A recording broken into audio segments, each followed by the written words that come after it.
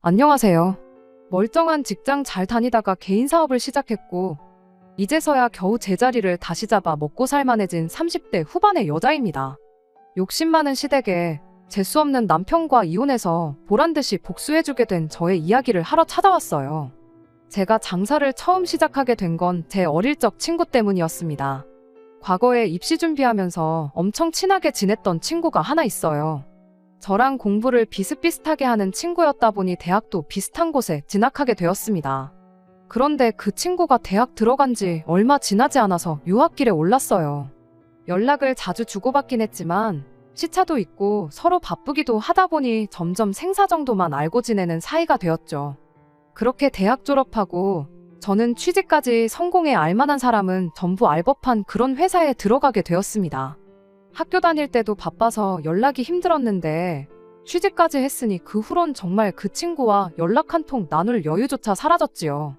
그렇게 직장 생활 3년 차를 넘기고 있을 무렵 미국으로 유학 갔던 그 친구한테서 연락이 왔어요. 자기가 얼마 전에 한국 돌아와서 창업을 했는데 한번 놀러 오라고요.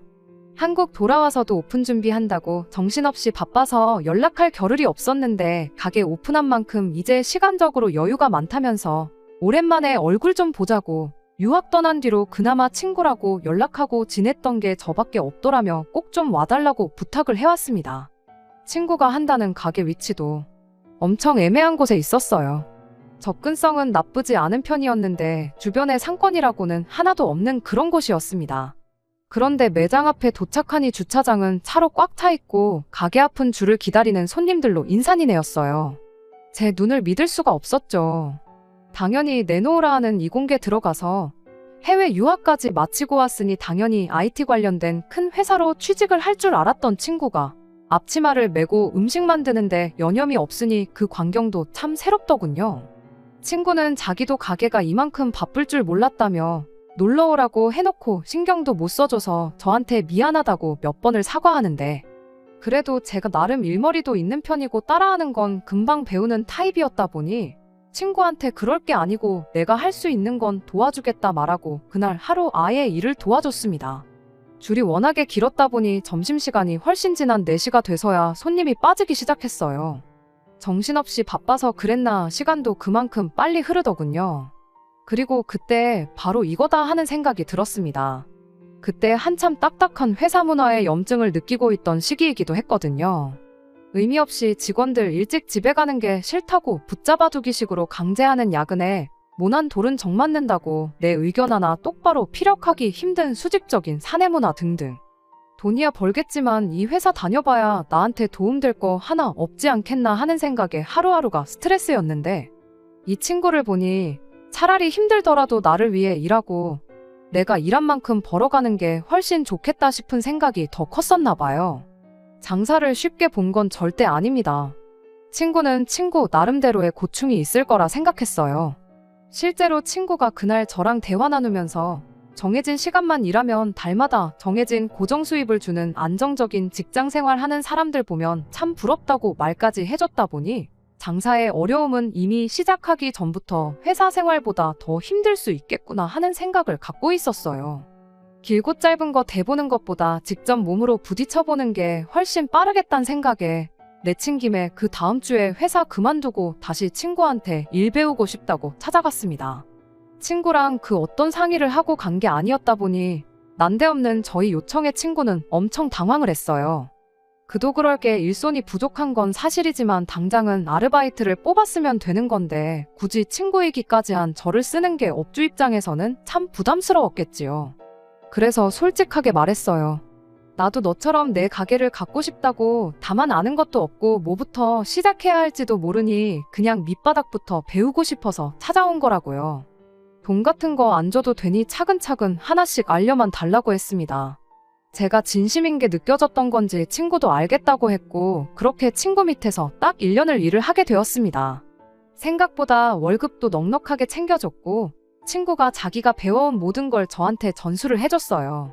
그뿐만이 아니라 메뉴 레시피까지 전부 저한테 알려줬고 마지막에 가선 저한테 엄청난 제안까지 해줬습니다. 어디에다가 가게를 차리던 간판이며 이런 거 다 그대로 써도 괜찮다고요. 자기 가게는 이미 인터넷에 홍보도 많이 된 상태고 하니 원한다면 간판도 그대로 사용해도 좋다고 말이죠. 게다가 상호명을 사용하는 데 있어서도 그 어떤 로얄티도 받을 생각 없고 추가적으로 지점을 내서 체인 사업을 할 생각도 없으니 그런 부분도 걱정 말라고 하더라고요. 정말 몸둘바를 모를 정도로 너무 고마운 제안이었죠. 친구 딴에도 저한테 고마웠던 게 많았나 봐요. 친구 또한 유학까지 다녀와서 미국에서 세계 굴지의 기업에 취직까지 했는데 그 자리 마다하고 일을 배워 한국까지 돌아와서 차린 가게랍니다. 다들 자기한테 미쳤다고 손가락질하기 바빴는데 딱 저 한 명 자기 가능성을 알아봐 준 게 저라고요. 게다가 멀쩡히 다니던 회사 그만두고 자기를 찾아와 주기까지 한 게 어떤 면으로는 참 고마웠다면서요. 아무튼 그렇게 일을 배워나온 저는 회사 근처에서 혼자 지내고 있던 집 전세 계약이 끝남과 동시에 보증금 돌려받아 그 길로 고향으로 돌아왔습니다. 집에 회사를 그만뒀다는 사실을 알린 적 없다 보니 회사 그만두고 장사할 생각이라며 찾아온 저를 두고 저희 부모님께서도 제정신이냐고 뭐라 한마디 하셨죠. 하지만 저는 어느 정도 이 장사에 대한 확신이 있었다 보니 역으로 부모님을 설득할 수 있었습니다. 저희 부모님께서도 적성에 안 맞는 걸 직장이라고 붙들고 있는 것보다 자기한테 맞는 일 찾아서 하는 게 오히려 나을 수도 있다며 이내 제 결정을 응원해주기 시작하셨어요. 그렇게 역으로 부모님께 제가 가게를 여는데 모자란 만큼을 지원받을 수 있었습니다. 아무래도 이쪽 동네가 서울 경기권만큼 인구가 많은 지역은 아니다 보니 친구처럼 접근성 좋은 곳에 사람들이 알아서 찾아오도록 가게를 차리는 것보다 유동인구가 많은 곳에 가게를 차리는 게 맞겠다 싶었어요. 운 좋게 주거단지가 밀집한 동네에 지하철역도 가까운 곳에 자리를 하나 얻게 되어 거기에 가게를 오픈하게 되었습니다. 친구 말처럼 가게 이름 자체가 인터넷에서 워낙에 유명했다 보니 가게가 자리를 잡는 데까지는 그렇게 오랜 시간이 걸리지 않았습니다. 실제로 친구가 다른 지점을 열지 않겠다는 약속도 지켜주었어요. 인터넷에서 화제인 가게이니만큼 여러 군데서 5만 가지 제안이 다 왔었나 봅니다. 투자해 줄 테니 체인 사업을 해보자는 사람들부터 시작해서 백화점 식품관에서도 협업 제안이 왔었다고 해요. 돈을 훨씬 많이 벌 수 있는 제안들이었는데 친구는 혹시나 그게 제 가게 매출에 영향을 줄 수도 있겠다 싶어서 딱 잘라 그 제안을 거절했답니다. 그런 친구의 배려에도 불구하고 제 가게가 친구 가게와 비교해보면 돈을 쓸어 담는다고 할 만큼 장사가 잘 되지는 않았어요. 회사 다닐 때 월급하고 비교하면 조금 더 잘 버는 수준이긴 했지만 아무래도 내 장사다 보니 신경 쓸 것도 너무 많고 여러모로 아쉬운 점이 많았습니다. 그래도 장사가 어느 정도 자리를 잡고 나서는 직원 2명 쓰고 그러다 보니까 시간적으로 여유가 조금 생기더라고요.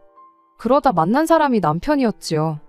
나이가 있었다 보니 연애를 시작하고 결혼까지 가는데 1년 정도의 시간밖에 걸리지 않았습니다. 남편은 어떻게 보면 저랑은 정반대의 사람이었어요. 얽매이는 게 싫어서 직장 생활에 염증을 느꼈던 저와는 다르게 남편은 자기가 다니는 회사에 자부심까지 가지고 있는 그런 사람이었습니다. 의미 없는 야근도 너무 싫었고 까라면 까라는 수직적인 구조도 싫었는데 남편은 반대로 회사가 시키지도 않아도 자처해서 야근을 하고 밖에 나가서는 우리 사장님이 참 대단하신 분이다, 존경하는 사람이다 라고 자기 입으로 말하고 다닐 만큼 애사심이 대단한 사람이었죠. 그만큼 성실한 사람이었다 보니 제 인생에 있어서 좋은 동반자가 되어주겠구나 생각했어요. 실제로 연애하는 동안 다툼 한 번 없었고 모든 일에 있어서 제 편이 되어주었거든요. 결혼 자금은 액수만 두고 보자면 남편이 저보다 많이 해왔어요. 아무래도 저는 그간 평생 모은 돈으로 창업을 했다 보니 그 이후에 금방 가게가 자리 잡았다 한들 그 후로 모아놓은 돈이 많지가 않았거든요. 액수만 따진다면야 남편이 훨씬 많이 해오긴 했지만 저도 제 돈의 가게 권리까지 생각하면 사실상 비슷한 돈이긴 했어요. 대출도 그만큼 많았다 보니 앞으로 둘이 벌어서 대출을 같이 갚아나갈 텐데 반반 결혼이나 마찬가지인 결혼이었습니다. 그런데 그렇게 생각하는 게 저 하나뿐이었다는 게 문제라면 문제였지요. 결혼식을 코앞에 두고 시어머니가 집 명의 문제를 두고 시비를 걸어왔었거든요. 돈을 내 아들이 더 많이 해가는데 아무리 대출을 같이 갚더라도 돈을 더 많이 해온 만큼 명의는 자기 아들 이름으로 해야 한다고 고집이셨죠. 그도 그럴 게 그때까지만 해도 시댁에서는 제가 달에 얼마나 버는지 몰랐었어요. 굳이 숨기려고 그런 건 아니고 장사다 보니 들쑥날쑥한 것도 있고 그래서 그냥 직장인 월급 정도 번다고 뭉뚱그려서 대답을 했었거든요. 부모님이 일부 도와주신 게 있긴 하지만 가게에 들어간 돈이 전부 제 돈인데 그 돈은 생각 안 하고 당장 모아놓은 돈이 5천 정도밖에 없다는 소리에 시댁에서는 그걸 두고 제가 달에 한 2, 300 정도 겨우 버는구나 그렇게 생각하고 있었던 겁니다. 말인즉슨 시어머니 생각에는 제 돈으로는 생활비나 겨우 되지 대출이자도 당신 아들 월급으로 대부분 갚아나갈 텐데 결혼했다고 집 명의까지 공동 명의로 가져가려는 제가 못마땅했던 거예요. 그런데 실상은 그게 아니었거든요. 당장 제가 평균적으로 가져가는 게 4, 500 정도 되는 수준이었고 개인 시간이 필요해서 직원 2명을 쓰고 있었는데 직원 1명 줄이고 제가 발로 뛰면 달에 700은 무조건 가져간다고 봐도 되는 상황이었어요. 퇴직금이니 4대 보험이니 이런 거 전부 차치하고 당장 월 수입으로만 놓고 본다면 남편보다 제가 훨씬 더 많이 버는 상황이었죠. 그래서 하는 수 없이 그때 시댁에 제 월 수입에 대해서 처음으로 공개를 하게 되었습니다. 시어머니도 시어머니지만 남편도 엄청 놀라는 눈치였지요. 장사가 그만큼이나 돈이 되냐면서 요즘 뉴스 보면 자영업자들 죽어나간다는 소리만 들리는데 뻥치지 말라면서 제 말을 안 믿는 눈치였습니다. 말로 하는 것보다 직접 보여주는 게 낫겠다 싶었고 마침 직원 1명이 취직 준비 때문에 일을 줄이고 싶다는 말을 꺼내와서 아예 제가 일하는 시간을 다시 늘리게 되었어요. 그렇게 결혼하고 나서 2번째 달 월 수입으로 진짜 700만 원을 가져오니 그때부터는 명의 문제 가지고 말을 꺼내는 일이 없어졌습니다. 그런데 그 방법은 그냥 언발에 오줌을 누는 거나 마찬가지였지 그 때문에 오히려 상황만 악화시켜서 제 결혼 생활을 파탄으로 이르게 만들 줄은 생각도 못했어요.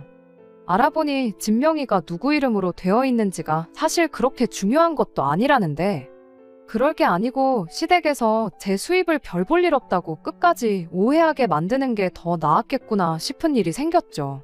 처음에는 벌이 차이가 있는 만큼 네 돈 내 돈 따로 하는 게 좋겠다던 시댁이 이젠 제 돈으로 호강하려는 욕심을 대놓고 보이기 시작했거든요. 그건 시댁 식구들 뿐만 아니라 남편도 똑같았어요.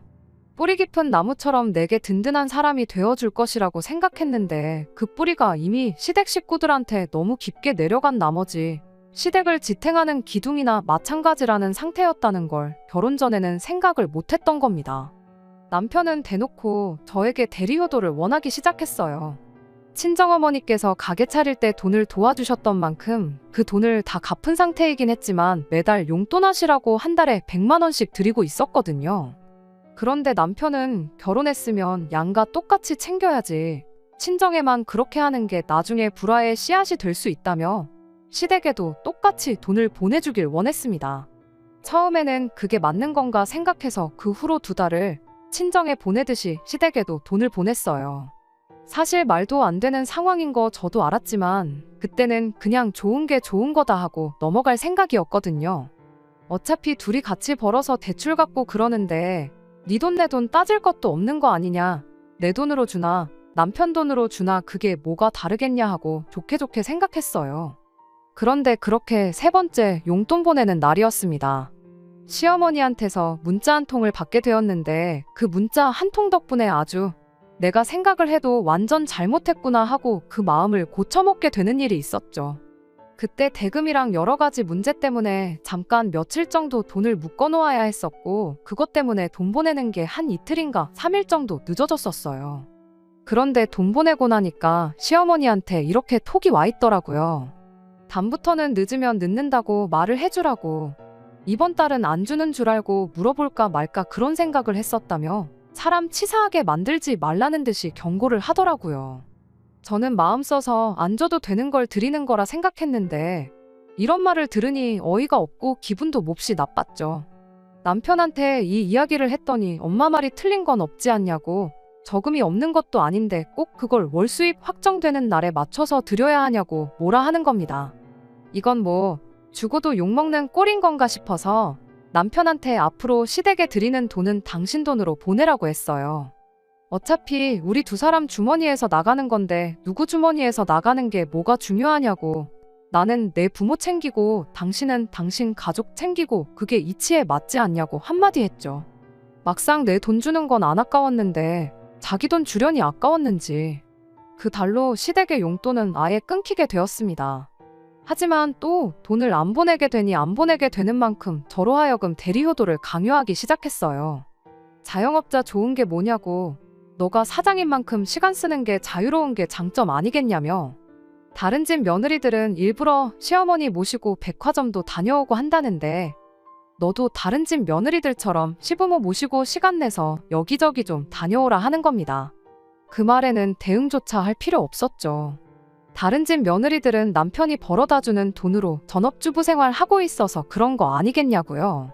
그렇다고 내가 더 잘 버는데 가게까지 닫아가며 시어머니 모시고 여기저기 다닐 생각은 없으니 벌이가 더 적은 당신이 회사 그만두고 우리 친정 부모님한테 효도하면서 대릴사위 노릇 하는 게 어떻겠냐고 한마디 했더니 대리효도 이야기 또한 쏙 들어가게 되었어요. 결혼 전과는 180도 달라진 모습에 제 속도 속이 아니었습니다. 그런데 시간이 약이라는 말처럼 결혼 생활 어느 정도 지나고 나니 상황이 많이 나아지기 시작했어요. 시어머니가 저를 어려워하기 시작했던 겁니다. 남편 아래로 저보다도 2살 어린 신우가 있어요.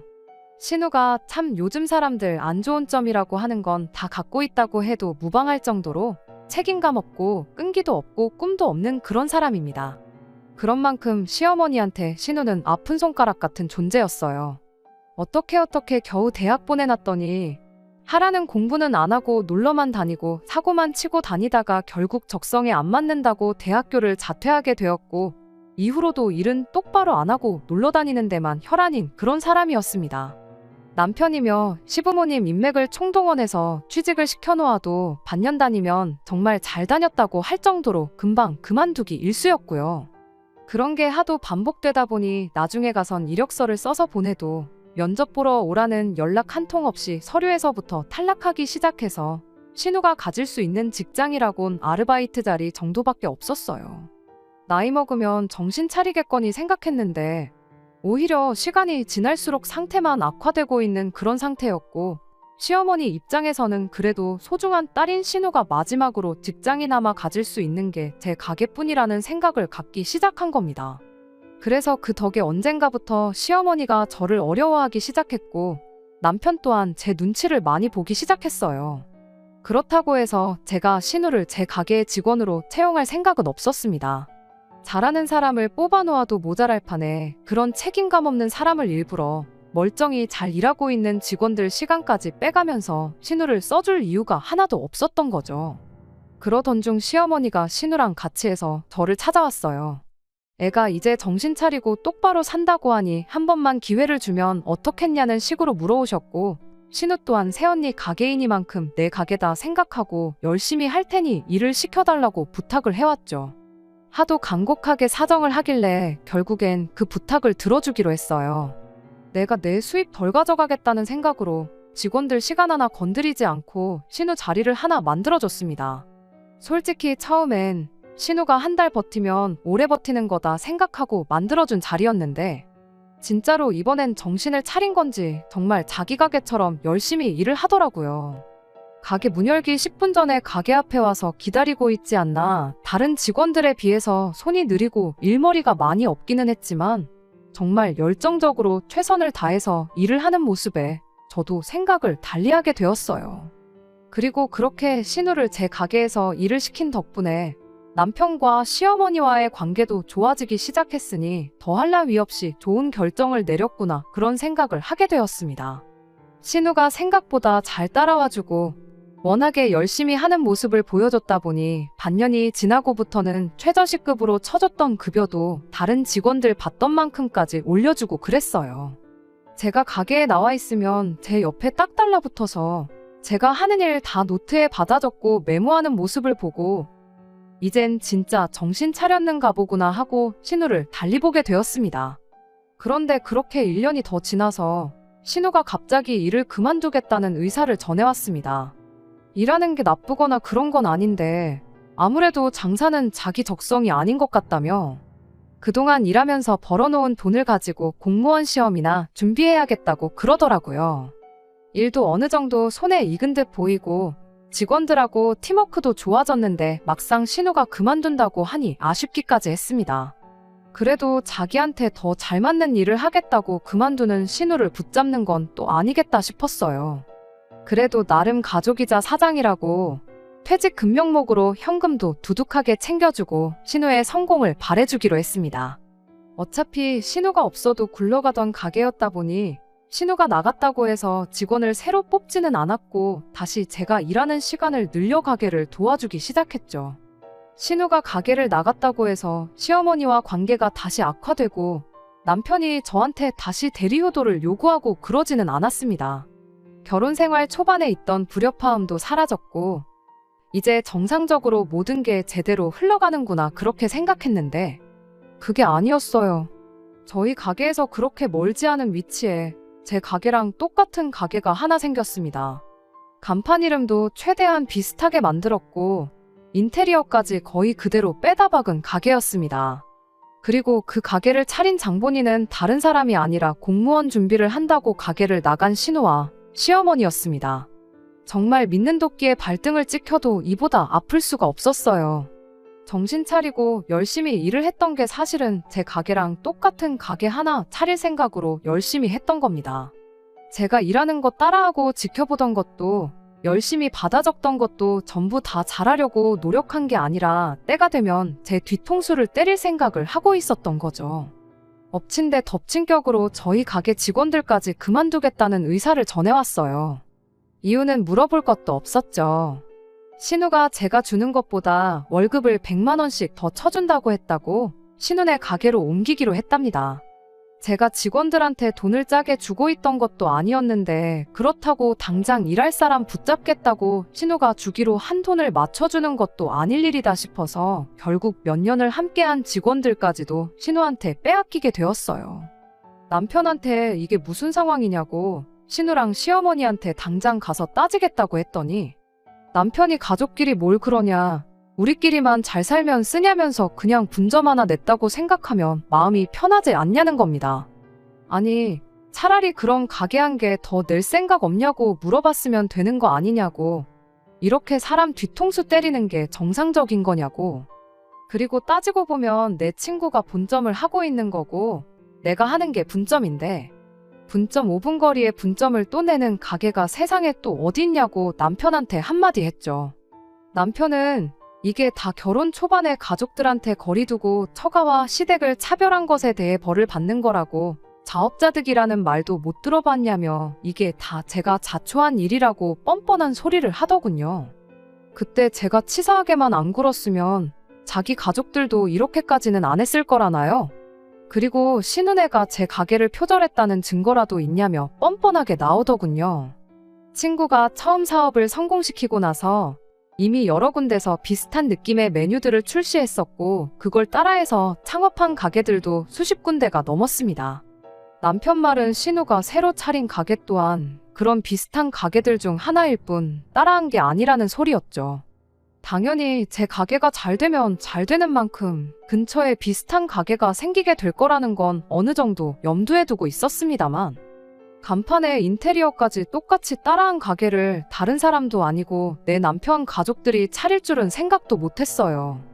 그리고 이 모든 게 저만 모르게 해서 남편을 포함한 시자들끼리 계획한 일이라는 사실을 알게 되니 소름이 다 돋더군요. 그 와중에 남편이 저한테 너는 지난 세월 동안 벌 만큼 벌지 않았냐고 이제는 우리 엄마랑 동생 돈 편하게 벌게 이참에 장사도 접고 남편이 벌어다주는 돈으로 시댁에 효도하면서 편하게 지내라는 소리를 하는 겁니다. 가게 말아먹고 월수입이 사라지면 제가 찍소리도 안 하고 자기들 눈치 보고 살 거라고 생각했는가 봐요. 그렇게 할 생각은 눈꼽만치도 없었으니 다른 말보다 남편한테 이혼하자는 말을 한마디 건넸어요. 남편은 저한테 당장 먹고 살 걱정부터 해야 하는 거 아니냐면서 진짜 이혼할 생각이냐고 뻔뻔하게 나오더라고요. 제가 당장 굶어 죽는 한이 있더라도 니들 생각하는 대로 되지는 않을 거라고 강하게 나왔지요. 불행인지 다행인지 이렇게 신우랑 시모가 가게를 차리면 제가 이혼 이야기를 꺼낼 거라고 예상은 하고 있었나 봅니다. 자기가 이혼남이 되는 한이 있어도 달마다 거의 1,000만 원 벌어오는 가게라도 손에 갖게 되었으니 그 비용치고는 싸다고 생각했는가 봐요. 덩달아 신우 미래의 시모 노후까지 책임질 수 있었던 거니 말이에요. 그렇게 저희는 곧바로 이혼 수속을 시작했고 반년이 지나서 남편과는 완벽한 남남이 되었습니다. 직원도 없고 이혼하면서 이래저래 준비할 것도 많아서 혼자 힘으로 가게 운영하는 게 정말 힘들었어요. 하지만 죽으라는 법만은 없었습니다. 친정어머니께서 가게 일을 도와주기 시작했고 저도 더 열심히 가게에 나가서 일을 하기 시작했어요. 하지만 눈에 띄게 떨어진 손님과 매출은 굳이 포수기를 보지 않아도 알 수 있을 정도로 타격이 컸습니다.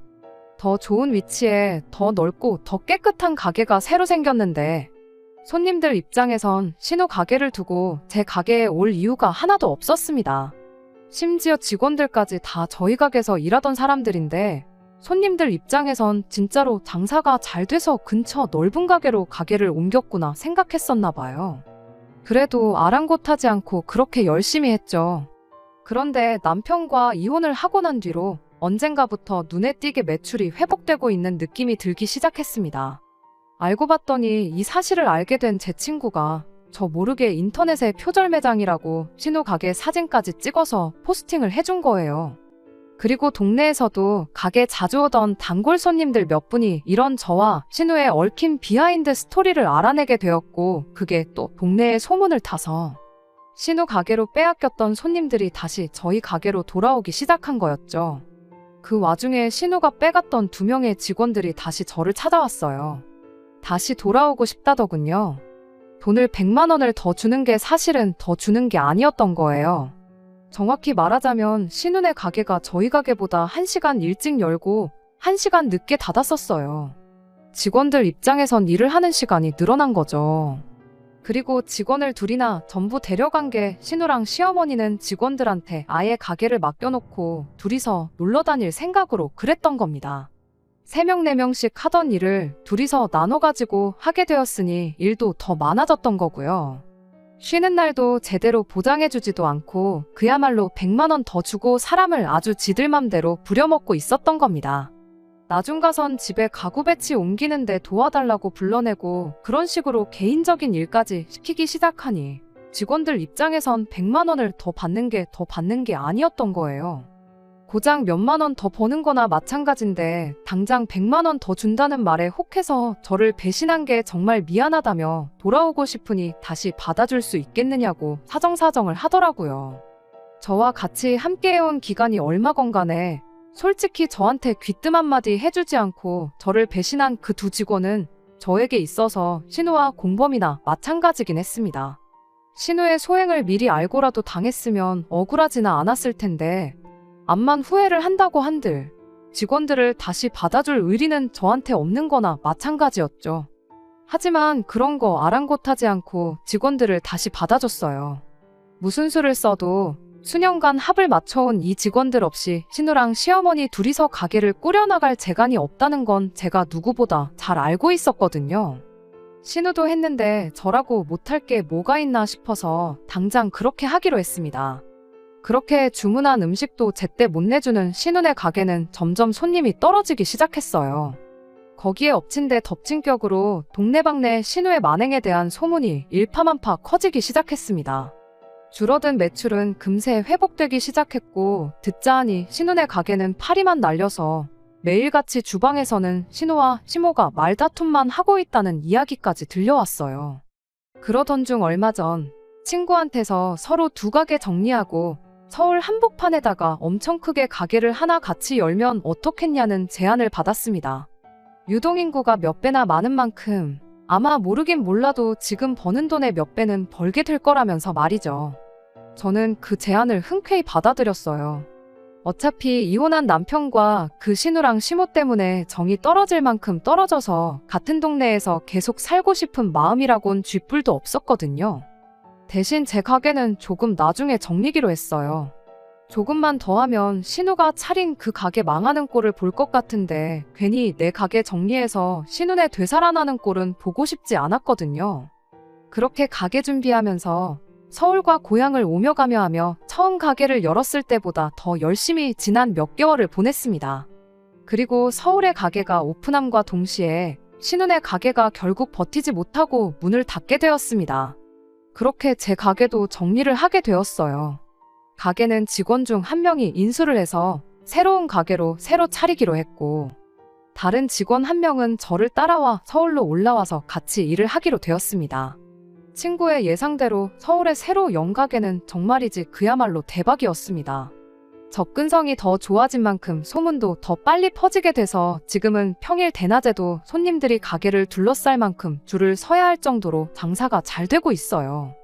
이렇게 더 성공한 저를 보고 남편이며 시모며 신우가 얼마나 배 아파할지 생각하면 잠을 안 자도 쌩쌩하고 안 먹어도 배가 다 부를 정도입니다. 그리고 한편으로는 이런 생각도 들어요.